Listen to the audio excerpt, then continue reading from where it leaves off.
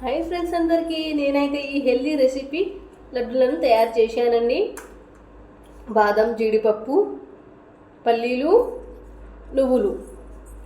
ఈ లడ్డులని మనం ఎలా చేసుకోవాలో చూసుకుందాం, వచ్చేయండి. 2 కప్పులు వేయించిన నువ్వులు, 3 కప్పులు వేయించిన పల్లీలు తీసుకోవాలి. 1 స్పూన్ ఘీ లేదా నూనె తీసుకోవాలి. నేనైతే నూనె తీసుకున్నానండి. 1/2 కప్పు బాదం మరియు 1/2 కప్పు జీడిపప్పులను వేయించి తీసుకోవాలి. నేను తీసుకునే బెల్లం బాగా తీయగా ఉందని నేను 6 కప్పులకి 2.5 కప్పులు మాత్రమే బెల్లం తీసుకుంటున్నానండి. మీ దగ్గర ఉన్న బెల్లం నార్మల్గా ఉంటే 3 కప్పులు తీసుకోవచ్చు. ఈ పాకంలో 1 కప్పు నూనె, 1 స్పూను ఆయిల్ వేయాలండి. బెల్లం అడగంటకుండా బాగా కలపాలి. 10 నిమిషాలు బాగా మరగనిచ్చి మళ్ళీ బాగా కలుపుకోవాలి.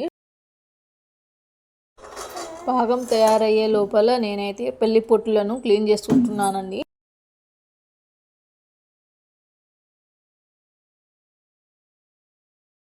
పల్లీలు అయితే క్లీన్ అయ్యాయి.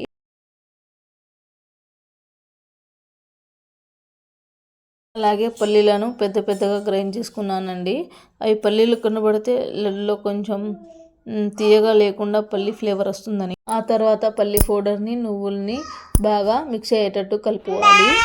అలాగే వేయించిన డ్రై ఫ్రూట్స్ని కూడా మెత్తగా పౌడర్ చేసుకొని ఉంచాలి. నెక్స్ట్ వచ్చేసి పాకం తయారైందో లేదో టెస్ట్ చేద్దామండి. పాకం అయితే సెట్ అవ్వలేదండి, ఇంకా కొద్దిసేపు మరగనివ్వాలి.